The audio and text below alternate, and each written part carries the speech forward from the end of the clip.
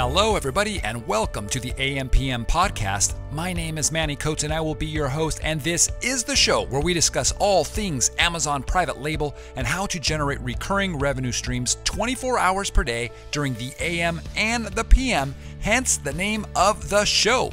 Get it? AMPM Podcast. As a matter of fact, I was with friends watching this big boxing match, and while I was getting way too excited for any boxing match, I was making money. How cool is that?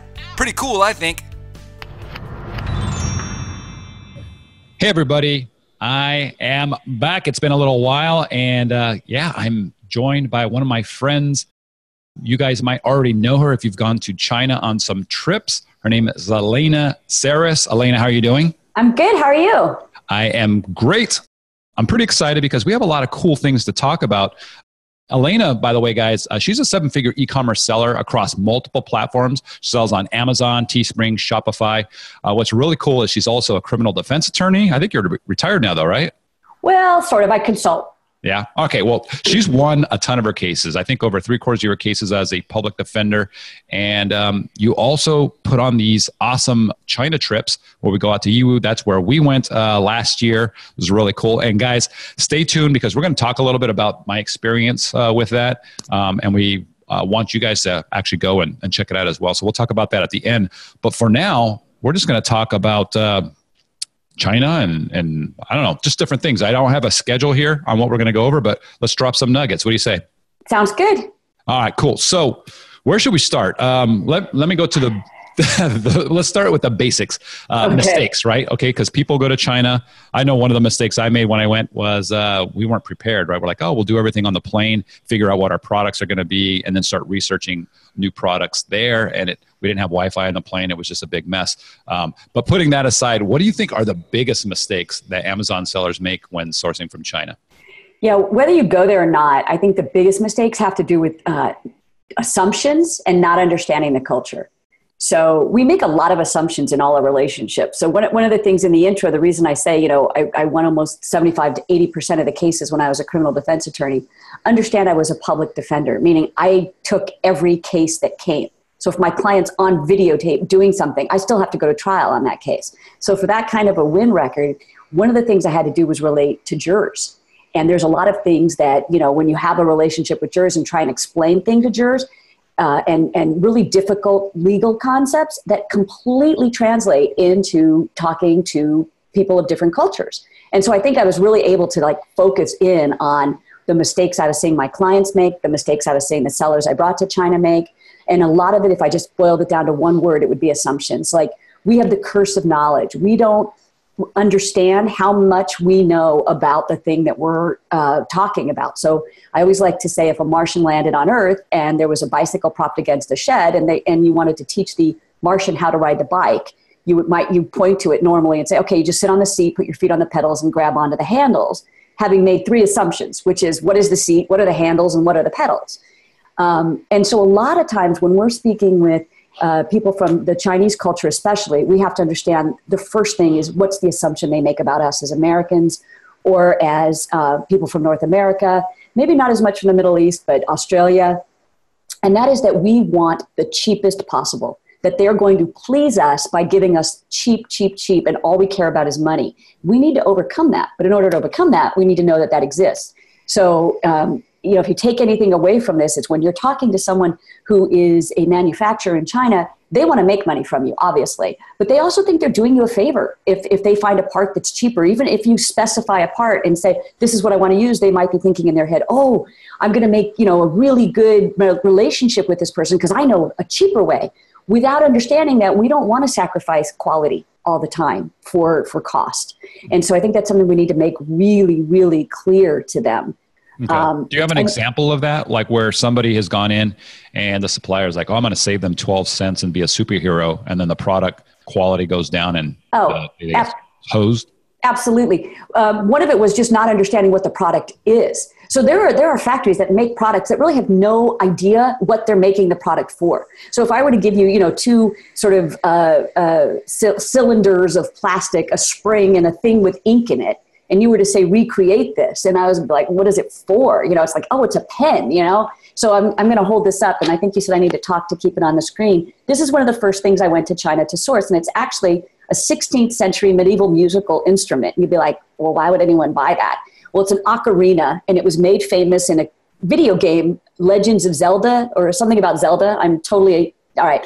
So if the Chinese manufacturer told me that they were going to make it in plastic instead of ceramic, for instance, I had 3 or 4 people wanting to make this for me with, fewer holes, right?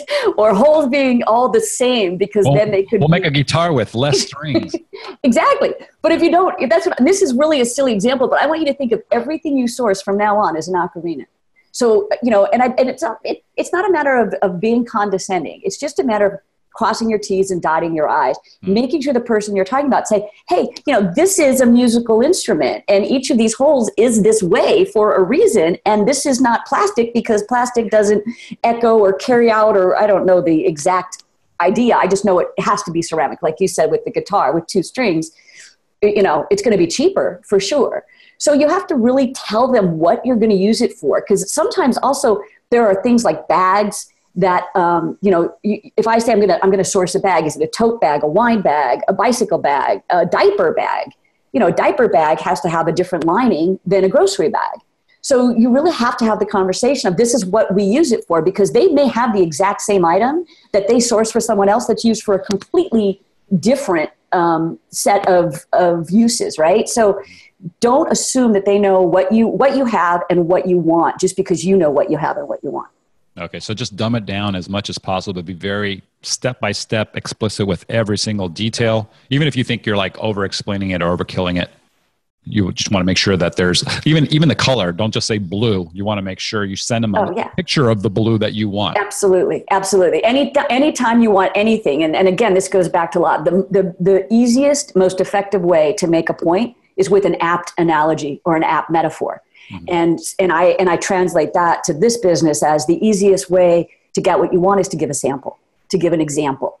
If I come in, every time I go to China, I bring a cereal box, a shoe box, a moving box, and a box for fine china, and I just cut a square out of it. So I'm able to hold that up to the people. I say, this is how thick the box has to be that you're putting it in, or this is fine. This is how thin. Or I had a friend come who wanted to do high-end jewelry. So she brought a Tiffany box. Now, obviously, she didn't want that, but something that was comparable. So if you have to, tell them what you want. And I always say the more detail you think you have, you can still go another step further. So are you talking about bringing this stuff with you when you're going on a trip, let's say to China? Are you saying in just general, even if you're communicating through Skype here from the States? If you're communicating through Skype here in the States, then have a visual conversation where you hold it up. And you can either use a ruler, obviously using centimeters, or a very common object. I like to use their money, not our money, for the size of something, right? Just be culturally sensitive. When you say dumb it down, I totally agree with you, dumb it down, but do it in a way that sounds conversational. Right. Okay. Okay. So let's talk about investments to get your business going. I get asked all the time, hey, can I start this business with $300 or can I start it with $500? And back in the day, that was kind of the thing. Like everybody's like, oh, you can start this incredible empire with $500. And I've told people, at least my opinion, obviously there's lots of different ways of doing it, but I say, you know what, if you don't have a couple $1,000 at least minimum, you probably just don't get into it yet. You can dabble, you can mess around, but you kind of have a different approach to it. And I understand now, having gone to Yiwu and gone through they have tens of thousands of shops there and seeing the price of things, you really don't have to start with a huge budget. What are your thoughts on this? Yeah, and it's interesting because a lot of people that were saying you can have a small budget when I first started, and you're saying a couple $1,000s, well, they really meant 10,000. And that was, for me, coming from a different world into e-commerce, I wasn't willing to risk $10,000 in this uncharted thing. Like, wait, this computer thing makes me money? Say, what? So I was very conservative when I started. I still do think you need $1,000 or $2,000. I do. I'm not going to go lower than that. But what I think you can do is scale faster than you think you can by using small commodities. So when I started, and I know that a lot of people that are selling on Amazon either have been exposed to or took the Amazing Selling Machine course, which is an amazing course. It's great. I mean, I so appreciated, just from a teaching point of view, the way that they are able to break down concepts so easily. And what wound up happening was everyone was going for the home run product. And partly because I didn't trust the system, and partly because I just didn't want to put that much money into something that was untested 4 years ago. I was like, okay, I get the system. Now let me break it down to lower products. So I started with products that were between $1 and $2 and that sold between $12 and $14. And if you do the math on these, you don't have to have home runs. We're talking about $300 or 400 units a month that sell. So your profit is $1,200. This is math a lawyer can do, right? So think about this for a second. Everyone says, I want the home run. And a couple of my friends, Elena goes for the base hit. And I still disagree. If I could start a new Amazon account right now, I would name it HBP, hit by the pitch, because it's even easier and more painful, but easier than a base hit. So let me ask you, what's the difference in your opinion between a home run product and all your base hit products? The fact is that my base hit products, I could test for between $100 and $200. So you can take all the algorithms in the world, you can take all the wonderful tools that are out there, and you can make a very educated guess right now, which these tools weren't really available to us 4 years ago. But the one way to know for sure whether something's going to sell on Amazon is to put it up on Amazon and see if it sells. Mm-hmm. So if you're at a place where you can get a small minimum order quantity, 100 or 200 units of items that cost between $1 and $2, you're able to put a listing up, fairly optimized, hit it with exact match PPC, do a little bit of giveaway so you have a couple reviews, and how many times, I don't know it, in your career, but in my career, there have been so many times where I've put a product up simply to get the listing, just to get the FNSKU number so I could give it to my suppliers, and then one sold. And it was just bare bone just to get the listing, right? Just to get the number. And I was like, okay, that gets me excited. And that doesn't happen very often, but when it happens, you've got something. Yeah. Coming to Iwu, if someone goes on a trip with you, and I was overwhelmed, and you even warned me, you're like, Manny, you're going to get overwhelmed. I'm like, we'll see. And I was in one building. How many buildings are there? 5? There's 5. 5 buildings. I was in one building, and we were going through like the screwdriver section for like 10 minutes. Right? Just walking and walking. I'm like, oh my God, there's like 700 stores that sell screwdrivers. But what if and I'm just going to put you on the spot. If you were to rattle off just a bunch of products that, fall into this category you're talking about, sure. that people can go in and do, just name off a bunch of them. What would they be? Steering wheel covers, the nozzle that makes the hose go in a straight line, the thing you screw onto the end of a hose, the retainer cases. Here's what I say. Look at what you have. If you already have a brand and you're like, I don't need these small commodities, look at what you have and ask yourself, okay, one of the people I was in Iwu with the first time had a big high-end barbecues, okay, like Weber style, huge, $2,000 barbecues. And he's like, well, I couldn't even begin. And I'm like, right, because we don't need any cleaning accessories for the barbecues. We don't need any grill brushes. We don't need any grill mats. We don't need any covers for the barbecue. We don't need any, so a travel case for any item is a good idea. A stand for certain items, specialty things that you need to clean, things that you're always using in connection with one another. There's a reason Amazon has frequently bought with. Right? If you're buying peanut butter, lots of people also buy jelly. So it's like, what is it? And one of the ways to find that out is just the touch test. Just when you go through your home and you use something, what else are you using when you use that? When you're in your bathroom, you're using mascara and eyeliner or something. What 2 things do you almost always use? Toothbrush and toothpaste, right? So any kind of thing that can accessorize what you're using, go with what you're using, clean what you're using, or help you travel with what you're using are really good questions to ask yourself for small commodities. Okay. So, and I'm just going to jump in here. Yeah. But going back to that screwdriver, I was going through for like crazy. If I was looking for screwdrivers or if I'm looking for a grill brush, whatever it might be, with so many options there, how does someone decide where to stop, what to check for? What's the process there? Because it's absolutely overwhelming. It's completely overwhelming. There's 1.8 million products in the city of Iwu. There's 70,000 booths, give or take, because they close and open all the time. 70,000, 70,000. 70,000. 6 city blocks, 5 stories high. That's Iwu. But even ASD and Canton is 10 football fields. Any trade show that you're going to go to can be overwhelming. And I think the trick is to go with a professional, to go with an expert. So this particular item, this ocarina that I found, I was looking for this desperately when I went. And I had a translator with me who wasn't a sourcing agent.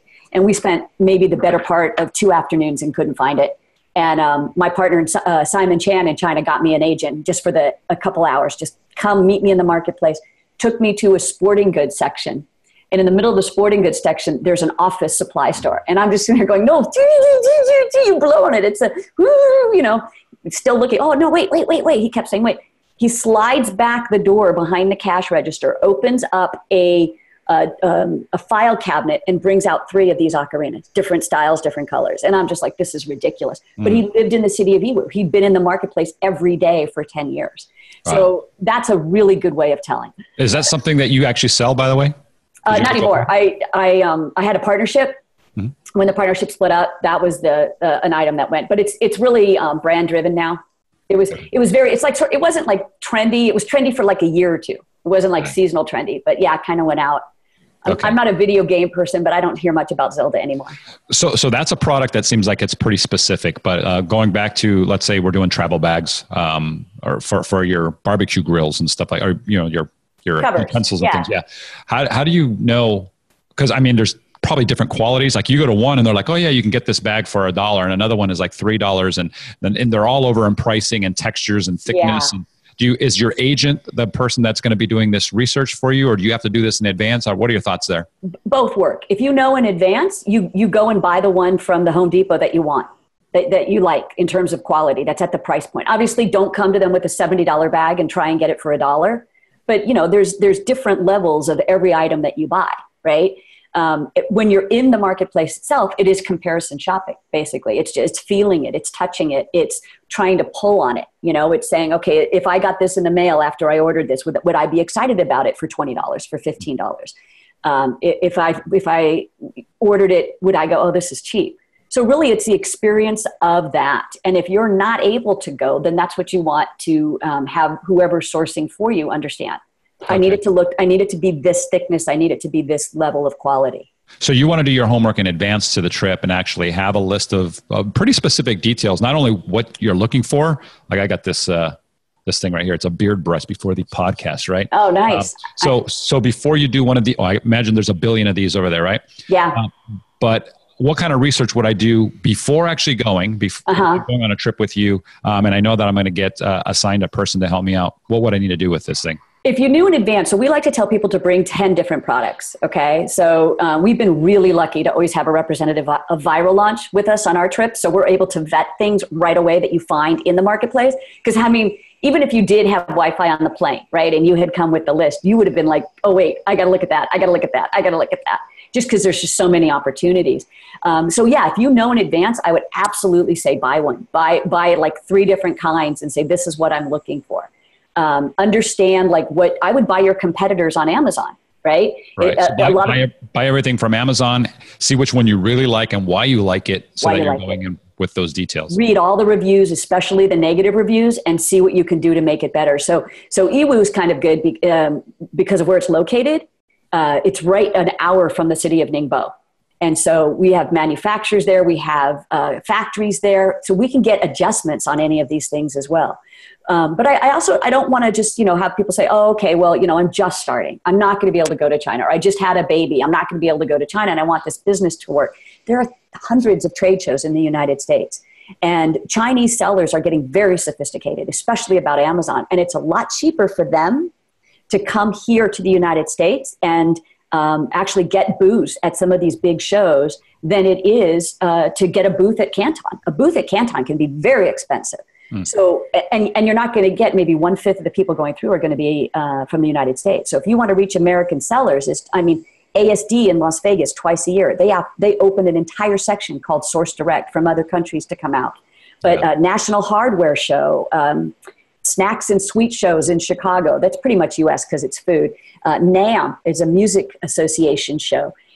If you want to research, I think I gave you some, if you can put in the show notes, some places to research where to go to get good trade shows. Absolute Exhibits or tsnn.com are good places. But if you have a real weird niche, also look at, people that provide things for the trade show. So here's like a good tip, like, people that provide the booths or the scooters or the banners, they're going to have a list there of, who they're supplying to try and entice other people so that you can see all these trade shows that no one knows about. There's an artisan trade show in Cleveland every year called the Ditch Market. It's really not for Amazon sellers. It's for like people who have shops on Main Street, but it's really cool. You know, like somebody who produces 20 at a time rather than 2,000. Yeah, I like that idea. Just in case people missed it. So you don't know where all the trade shows are, go to a company that actually provides services for trade shows, that are setting up trade shows, and ask them for a list. And then you might actually find some interesting, smaller niche stuff that people just don't know about. And you go and you're like, man, I found a really cool rope manufacturer. Yeah. I don't know, somebody who makes the bristles on brushes. And then you can get stuff really, really cheap. People tell me all the time, I want to get a mold, but I don't know where to find it in the United States. And I say, well, how many industrial trade shows have you gone to? You know, how many, you know, what is the material it's made of? Find a manufacturer or show of that material. They don't have to make it in the form that you want, but maybe they'll have the connection that can. And the other thing is people think they can't get things that are private labeled at these shows, and it's ridiculous. I mean, even if in ASD, for example, forget Source Direct. If you go to any part of ASD that's not a traditional wholesaler, like Coal Import or some worldwide whatever, 80% will private label for you. I mean, you go and they'll have their name on it. You say, hey, you know, what if I put that in my box? They're like, no problem. Yeah. They want to sell it. They don't have an ego attached to it. I mean, obviously Black & Decker's not going to do that for you, but yeah. You know. So that's a show in March, guys, if you want to go. I believe it's in March. It's in March this year. It's in March and August. Yeah. So I have a meetup for it if you guys want to come, free. Yeah. Where can they meet you if they want to meet up? At the SLS Hotel Center Bar, 6 p.m. on Monday the 12th. Okay. Lots of sellers, lots of different groups. Strict no jerk policy. That's my only requirement. Cool. Awesome. All right. So going back to the sourcing stuff, if I want to make sure that, or, you know, that I've got all my, I've dotted all my I's, I've crossed all my T's, outside of what we've already talked about, what other things would you recommend? Okay. I like to do what's called a pre-mortem. Again, I'm drawing from my criminal past. Mm-hmm. We all heard, you know, on the television, a post-mortem, someone dies. Why did he die? Well, a pre-mortem is you assume your product fails. And then you go out of your way to figure out how to fix all those assumptions. So what I always say, if you have kids, what a great market research tool. You know, give the sample to a kid and watch all the ways he's going to break it, damage it, ruin it, stain it. And then go, like, you know, we talked about this pen and this spring. You know, why do pens fail? You know, the plastic breaks, the spring stops working, the container holding the ink breaks, that little knob that's at the very tip comes off. So then you'll be having the conversation with your supplier and you'll be able to say, look, this is a pen. I want it to last 4 years. So this spring has to be this gauge and this is a sample. It's got to be as strong as this. I can't not have it. And the other thing is, you know, going back to the culture, when you have these conversations with a supplier, you're building this relationship and they're understanding what's important to you, right? So a big difference in the Chinese and American business culture is the Chinese culture is based on relationships. And when you give them this strong spring and say, this is what I want and this is why I want it, you're overcoming that, oh, she only wants cheap. I'm going to get her cheap, save her money. She'll be back for more and she'll order more for me. So they'll know they'll be disappointing you and that this is not okay unless it's that strong. So it's all interconnected. But look at the product, break the product, figure it out. My biggest example of failure was the bird feeder. The window bird feeders were all the rage when I started, and I had a great price on a great one that was different than everyone else's. I neglected to realize that in order to refill it once the seed ran out, you had to completely disassemble the unit and then reassemble it with the seed in it. And believe me, that was like my biggest, you know, Amazon failure to date. Yeah, that gives you the 1-star, 2-star reviews. I can't put my seeds in this thing. Yeah. So, what? Okay. Yeah, that's an interesting. Says the kid from LA living in a condo getting a bird seeder. I mean, right? What do you? I don't have birds coming to my window to feed right now. No. Yeah, no, that's cool. All right. Anything else that we didn't cover on I think the specificity. I mean, really, just the specificity of, you know, what is it that you're looking for and why, and the conversation about the why. I mean, that's really, really important. This is why I need it to be like this. This is why I need the box to be like this. And if you ordered one from Amazon, like we talked about, and it came in a damaged box, by all means, show the damaged box to the Chinese, because they still have a pride in their work. I mean, they still have the concept of losing face. And you say, you don't want to be like this manufacturer. You don't want to be like this supplier, because look at this torn thing on the corner here. We need to account for that and fix it. So let me ask you about the quality. If we're going after low pricing, which we do, right? We're contacting them. We're contacting a bunch of suppliers, and we're trying to get that best price. But you also don't want to get the quality lowered to a point where you have a terrible product, right?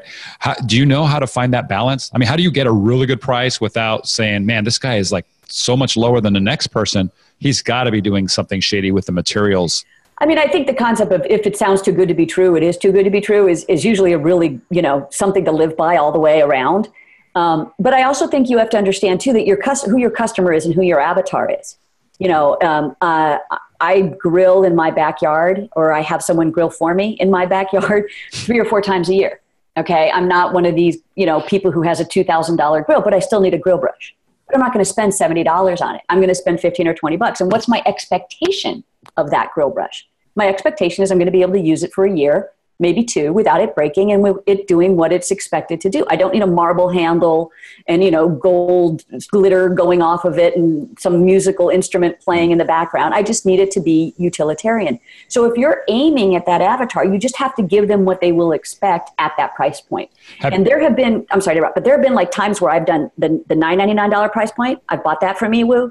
And I bought the $19.99 and I bought the $29. And I'll do all 3 and I'll keep them in the same brand because I know there's going to be people that are going to be able to afford each brand. And I'm not about to leave money on the table. Right. Have you run into any issues where you find a great product, everything looks good, the pricing is good, the quality is good, you've gotten the samples, then you order it and then the final product is not what the sample was? Yeah. Actually, they actually reduce the quality after the fact? Yeah, it happens. And I think if it happens to you more than once, it's your fault. Right? Okay. So how do you stop that? How did stop it in China? You stop it with the inspection. You stop it with, you can't stop it from being produced, but you can stop it from being shipped and from being paid for. Okay, so if you've already put a 30% deposit down, which is pretty standard, and then you get an inspection company, which I recommend, I tell people all the time to send somebody out, have them review everything, and you realize, right, they pull everything apart and go, this is not what you got. Right. Have you found that the company is willing to redo everything, or do you typically walk away and say, man, that was 30% that I lost and I'm moving on? What do you do? I've never had to walk away from the 30%. Sometimes it's, we can't do what this is and we've put it to another product, but I'm very specific in my pro formas. I'm very specific about the type of inspection it has to pass, meaning the drop test, the color has to be this, the joints have to look like this. I won't, with normal force, I'm not going to break this. And if that doesn't work, then we're not fulfilling the rest. And I mean, most Chinese factories aren't there to cheat you. I've been very lucky though, because after that first time that I went, I've had my sourcing agent and I've had Simon. So we're only dealing with factories that we know that to be reputable. Like if I could give you like a silver bullet right now, I can't do this for people because there's thousands on Alibaba. But if I had it in my power to rate every single seller on Alibaba and say, yes, you can 100% trust this person, you will 100% get exactly what you ordered. I mean, I'd get out of Amazon and I'd just sell that list, right? Yeah. But one way you can do that on a smaller scale is by having someone who has a relationship with suppliers. So I think that's a mistake sellers make, is that we don't think we're worthy of that kind of employee early on in our career. Like we have to reach a certain threshold to get an agent or to get an inspection company. And I think that's just sort of backwards. It's understandable thinking because it's exactly what I did. And if I sound like I'm being all knowing, it's only because I screwed up my first, so many times to figure this out. I mean, I definitely, I sent stuff here without an inspection the first couple of times. I had, agents that didn't know what they were doing. I had one agent put my stuff on the boat without a bill of lading. That was only a $17,000 fine. Oh, that's it. It was it. Yeah. I had these collapsible traffic cones I used to sell. My agent labeled them fire pyramids. I mean, the FDA loved that. They loved that. Yeah. I told one of my companies I needed it in stronger boxes. So they had some Chinese cigarette boxes lying around that were very sturdy. So they packed all my stuff and sent them on the boat in Chinese cigarette boxes. That didn't cost me any money. Yeah, those are nightmare stories. So, and these are the things that the inspection company will actually catch. Yeah, absolutely. If you use a good inspection company, and we've recommended some on previous podcasts, and if you guys are listening to this or watching this video, you can certainly post in our FBA High Rollers group, who people are using, who they recommend. By the way, I want to mention, and we're going to finish up with you, Anita. Sorry, Elena. Anita's our executive assistant. I talk to her a million times a day. But if you guys are not in the FBA High Rollers group, that's our Facebook group, over 34,000 people in there, Amazon sellers. Join us. Elena's in there. You can get there by going to ampmpodcast.com/Facebook. And you can ask Elena all kinds of questions in there as well. Elena, I want to finish this off with one question. Then I want to talk a little bit about my experience going on your trip. Cool. But what would be one thing that you know now that you wish you knew when you were just starting out? Aside from the nightmare sourcing stories I just told you. Yes, because those are good. Yeah. But I think it is important to think about, and you can attest to this too, and I don't think it's violating NDA to say how many masterminds have we been to in the last year where people walk away going, wow, you know what I really took from that is the importance of building a team. Yeah. And I think that is probably number one or number two. And I think it goes along with investing in yourself, like being willing to invest in things that are going to make money in the long term. And the very first thing I did is when I was new, remember I was saying I didn't want to spend a whole lot of money on a product, but once I understood that this worked, like that was from like July to November, there was I think it was $10,000 mastermind. I jumped on it because I was like, okay, people are making this work. I want to be around those people. I think that I have grown more in e-commerce. I've grown more as a marketer based on relationships that I've had. And I bring something to the table that other people don't bring because of my background. But you have a different background. You developed apps, so you have a technical background that I don't have, a computer, somebody else has a financial background, and yet we're all in this same place. And when you're in a place with people like that who are successful, I think investing in yourself is probably the number one thing I would say. Get team members that can help you. And having someone on the ground in China has just changed my entire business. Being able to just pick up the phone. I mean, if I can just quickly go back to these $1 and $2 products, and I know some people are on this thing just poo-pooing those. You get 20 products that you buy for under $2 and sell for $12 to $14. You're talking about $80,000 a month. $24,000 a month of that is profit. That's a $1.2 million business. Yeah. And literally you pick up the phone and I've got a guy now, 3 different products. I had less than $2. Hey, Mike, I need $1,000. Okay, bye. He sends it straight to Amazon. It's all good. He's in the US from China. Middlemen is not a 4-letter word. Middlemen can be very helpful if you get the right ones, right? So develop these relationships at every stage. Develop them with your fellow sellers. Develop them with people that you meet that you want to be mentors, with suppliers, with middlemen, with agents. Be cognizant of all those relationships. Networking. You and I met networking. Yeah, absolutely. And we're going to talk about middlemen and agents because that's something that you actually provide.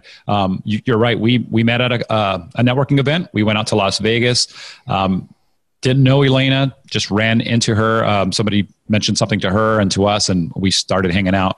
And then from there, I think we met again. I don't remember if it was at the Illuminati Mastermind in Mexico or if there was another one in between, but I think we've been to... like 4. We went to Dallas. We went to Miami. Yeah. There's been a lot. And you introduced us to Todd and Chris over at Ecom Elite, and we've done business with them. So I agree. I think it's massive. Get out there, network, and build a team. I think that's what I took away mostly from the last event we went to, our own event in Kauai at the Illuminati Mastermind Live Conference event, is talking to all these sellers, all these guys that are, the guys that are doing 8 figures and a lot of the highest 7-figure guys. They have big teams. They're like, yeah, we've got a Facebook guy and we've got a ManyChat guy and we've got a YouTube guy. And I'm like, but you have 3 different guys for those 3 things? And like, yeah, each guy is very specific. And I'm like, well, how do you even afford to do all this? And they're like, well, because they're experts, but we're getting them out of, the Philippines or Ukraine or wherever. They're getting them where you get $1,000 and you get a massively awesome person. So that's super, super cool. But let's talk about the trip, because I want to give you an opportunity here to kind of showcase what you have, because it's really cool. For those of you guys that didn't, we talked about this when we got back from the last one. It was April of last year. But Guillermo and I were invited to go out to China, to Yiwu. Didn't even know what Yiwu was. And we went out with Elena. She puts on a really good show with her partner.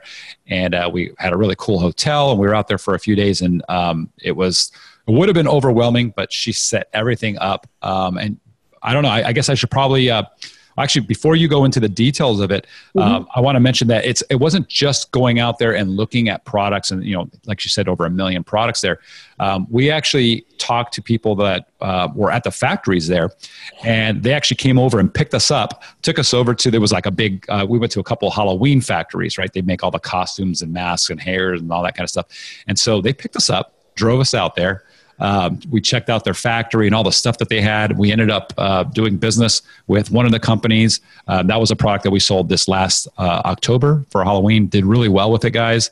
I picked something that was pretty light to send out for our first product, but there's just all kinds of stuff out there that you can get into. And Elena makes it real easy because she puts everything together in a package. So why don't you tell them a little bit about what that package is and when it is and how much it is, the whole nine. Okay.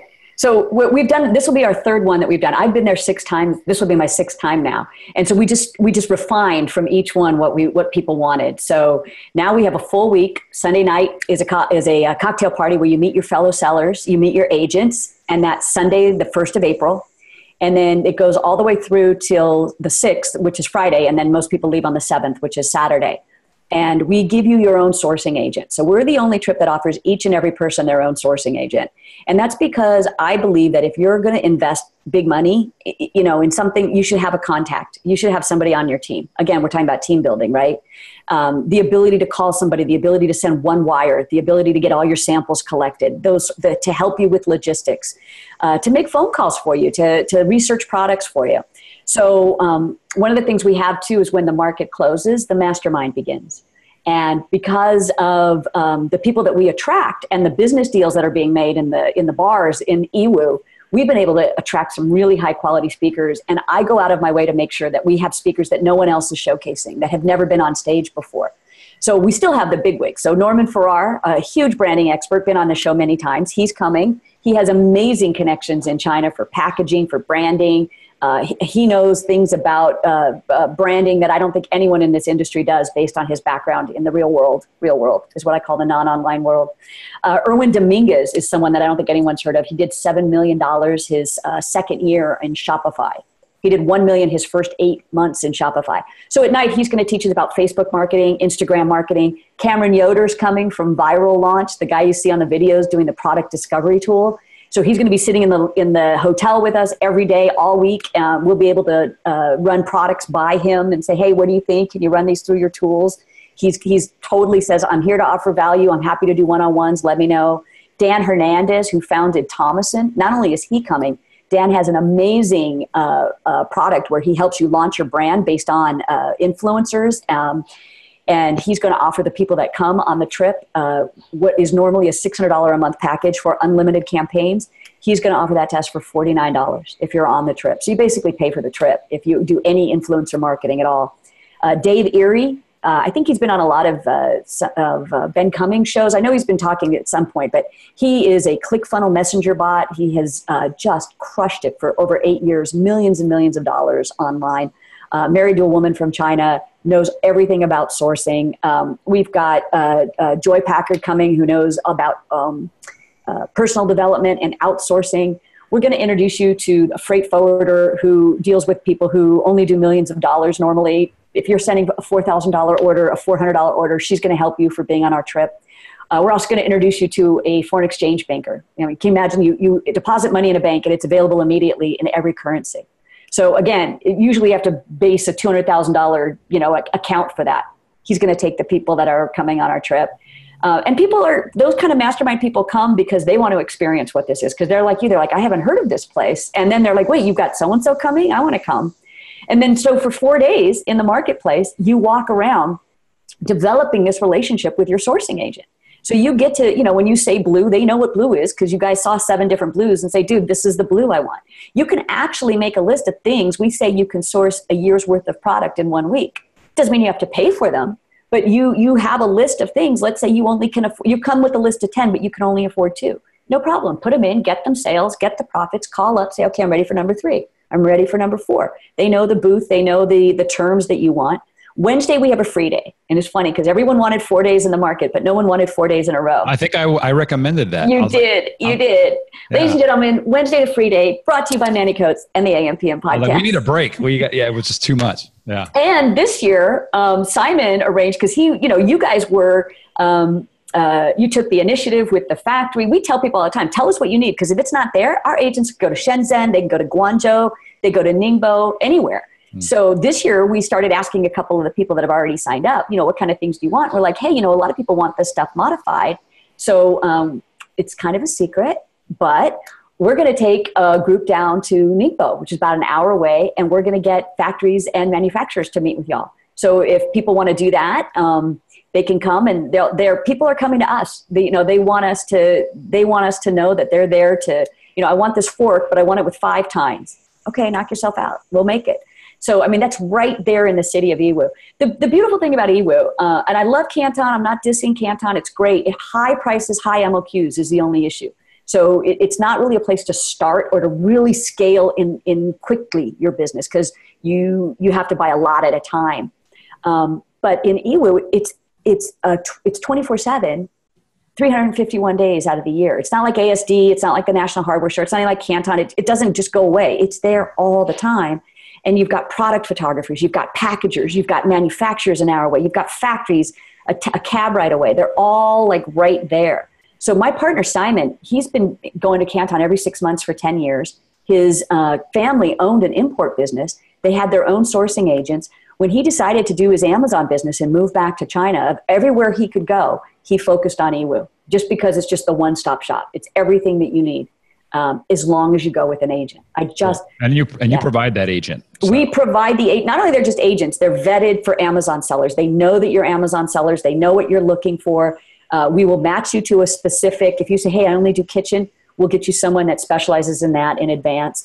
And then on Wednesday as well, if you don't want to go down to the factory, or in Ningbo, foot massages, one-on-one meetings. We have a strict no-jerk policy with our gurus. And you did this in Illuminati, and it's just so refreshing, that the people that are on stage are the people that are at lunch with you. Yeah. I've been on so many. That's super important. And you know what? Important. Also, you're the agent. You don't have to worry about any language barriers, because they're going to be communicating with everybody. Most people we talk to seem to speak English, but there was a few that didn't, and your agent just gets in there and handles that for you.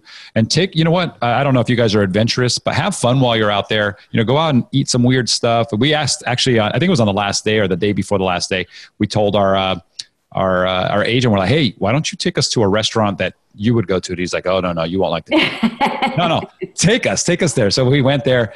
And sure enough, like everything on the menu was stuff that you would never see on a menu here in the U.S. And we tried it, and it was some of it was good, some of it was weird. And I remember at night when we went out to the night market. Yeah, and we're eating meats off of you. No, not we. You. Yeah. It was me and Taz, and we're like, "What the heck are we eating? It doesn't taste like chicken or pork or beef. I don't know, but it was weird. But it was delicious. But guys, it's super cool. It's worth going, especially if you're starting out.